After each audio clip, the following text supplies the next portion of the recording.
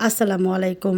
আজ এমন একটা কাবাব বানাচ্ছি যার বাইরেটা হবে একদম ক্রিস্পি, ভেতরটা নরম এবং জুসি।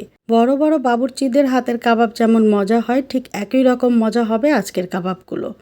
অতিথি আপ্যায়নে, বাচ্চাদের টিফিনে, পোলাও, ফ্রাইড রাইস বা খিচুড়ির সাথে এই কাবাবগুলো একদম জমে যাবে। কতটা পারফেক্ট হয়েছে আজকের কাবাব সেটা আপনারা দেখে বুঝতে পারছেন।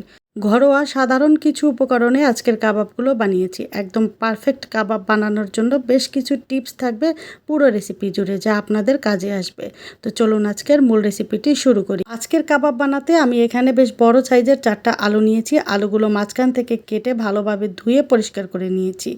এরপরে চলে এলাম চুলায়। একটা পাত্রে বেশ খানিকটা পানি দিয়ে চুলার আঁচ মিডিয়ামে রেখে এখানে দিয়ে দিচ্ছি কেটে রাখা আলুগুলো।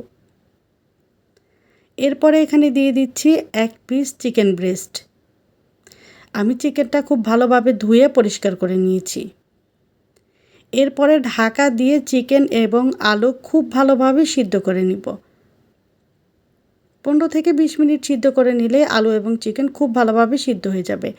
এখন এই অতিরিক্ত পানিটা ফেলে দিব। তারপরে আলু আর চিকেন অল্প ঠান্ডা করে আলু থেকে খোসাগুলো আলাদা করে ফেলে দিব। খুব সামান্য গরম থাকতে আলুটা ভালোভাবে ম্যাশ করে নিব। একটু গরম থাকতে আলুটা ম্যাশ করলে দানা দানা ভাবটা থাকবে না। অবশ্যই খেয়াল রাখতে হবে আলুতে যেন কোনো দানা দানা ভাব না থাকে, তাহলে কাবাবগুলো ভাজার সময় কিন্তু ফেটে যাবে। আর একটা কাজ করা যেতে পারে, আলুটা ভালোভাবে ম্যাশ করার জন্য একটা গ্রেটার দিয়ে গ্রেট করে নিতে পারেন। এতে আলুটা খুব ভালোভাবে ম্যাশ করা হয়ে যাবে। এখন সিদ্ধ করা চিকেনটা খুব সুন্দর করে ঝুড়ো ঝুড়ো করে নিব। চিকেনে থাকা হাড়গুলো আলাদা করে ফেলে দিব।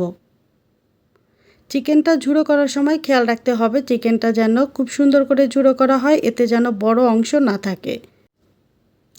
আলু আর চিকেনটা রেডি করা হয়ে গেলে এখন আমি এখানে যে মশলাগুলো ব্যবহার করছি এটা একটু খেয়াল করে দেখবেন।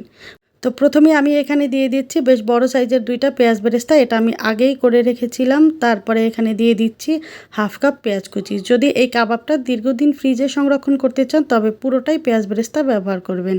তারপরে দিয়ে দিচ্ছি বেশ কিছুটা কাঁচামরিচ কুচি, ধনিয়া পাতা কুচি দিয়ে দিচ্ছি পরিমাণ মতো, আর এখানে দিচ্ছি ড্রাই পুদিনা পাতা। হাতের কাছে ফ্রেশ পুদিনা পাতা থাকলে সেটাই ব্যবহার করবেন। এরপরে দিয়ে দিচ্ছি স্বাদ মতো লবণ। তারপরে দিলাম 1.5 চা চামচ লাল মরিচের গুঁড়া। যদি ছোট বাচ্চারা কাবাবটা খায় তাহলে ঝালের পরিমাণটা বুঝে অ্যাড করবেন। তারপরে দিয়ে দিলাম 1 চা চামচ ভর্তি করে হলুদের গুঁড়া। 1 চা চামচ দিচ্ছি ধনিয়ার গুঁড়া। 1 চা চামচ দিচ্ছি ভাজা জিরার গুঁড়া। এখন এখানে দিয়ে দিচ্ছি 1 চা চামচ গরম মশলার গুঁড়া। গরম মশলার গুঁড়ার পরিবর্তে কাবাব মশলাটা ব্যবহার করতে পারবেন। তারপরে দিয়ে দিচ্ছি 1.5 টেবিল চামচ আদা এবং রসুন বাটা।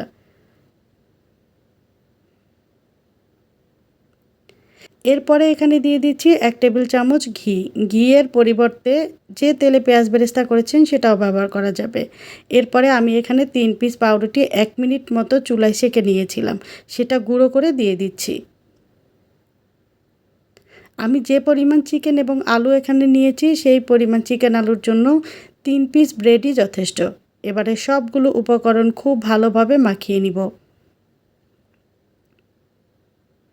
নতুন রাঁধুনিদের জন্য একটা টিপস হচ্ছে, আপনার এই কাবাব মিশ্রণটা যদি মনে হয় একটু পাতলা হয়ে গিয়েছে তাহলে এখানে আরও কিছুটা ব্রেড অ্যাড করে দিতে পারেন। তাহলেই আপনার কাবাবটা একদম পারফেক্ট হবে। কাবাবের মিশ্রণটা খুব ভালোভাবে মাখিয়ে নেওয়ার পরে যদি একটু টাইট মনে হয় তাহলে একদম ঠিক আছে। তো খুব ভালোভাবে মাখিয়ে নেওয়ার পরে এখন আমি লবণ এবং মশলাটা একটু ভালোভাবে চেক করে নিচ্ছি। আমার কাছে সব কিছু পারফেক্টই আছে। এখন এখানে দিয়ে দিচ্ছি রুম টেম্পারেচারের একটা ডিম। কোনোভাবেই ফ্রিজ থেকে ডিম বের করে দিয়ে দিবেন না। আর কাবাবগুলো ভাজার ঠিক আগে আগে এখানে ডিমটা অ্যাড করবেন। ডিম দিয়ে মাখিয়ে নেওয়ার পরে কাবাবের মিশ্রণটাকে রেস্টে রাখবেন না, তাহলে কিন্তু কাবাবগুলো ভেঙে যাবে। আবারও কাবাব মিশ্রণটা খুব ভালোভাবে মাখিয়ে নিব।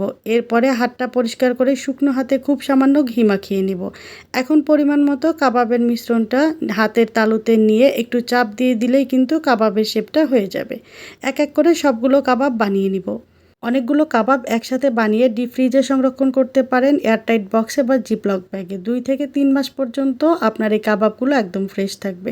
যখন প্রয়োজন হবে ফ্রিজ থেকে পরিমাণ মতো কাবাব বের করে ভেজে নিতে পারবেন। আর একদম নতুন রাঁধুনিদের জন্য একটা পরামর্শ হচ্ছে আপনারা একটা কাবাব প্রথমে ভেজে দেখতে পারেন। কাবাবটা যদি ভেঙে যায় তাহলে মিশ্রণের মধ্যে আরও কিছুটা ব্রেড ক্রাম্বস অ্যাড করে খুব ভালোভাবে মাখিয়ে নেবেন, তাহলে কাবাবগুলো আর ভাঙবে না। তো আমি চুলায় আগে থেকে একটা কড়াইতে পর্যাপ্ত সাদা তেল দিয়ে মিডিয়াম আঁচে ভালোভাবে গরম করে নিয়েছি। এরপরে চুলার আঁচ লো টু মিডিয়ামে রেখে কাবাবগুলো এখানে দিয়ে দিয়েছি। কাবাবগুলো একদম গোল্ডেন কালার করে ভাজতে আমার 8 থেকে 9 মিনিট সময় লেগেছে। মিডিয়াম আঁচে কাবাবগুলো ভাজবেন না, তাহলে খুব তাড়াতাড়ি বাইরের অংশে কালার চলে আসবে আর ভেতরটা কাঁচা থেকে যাবে।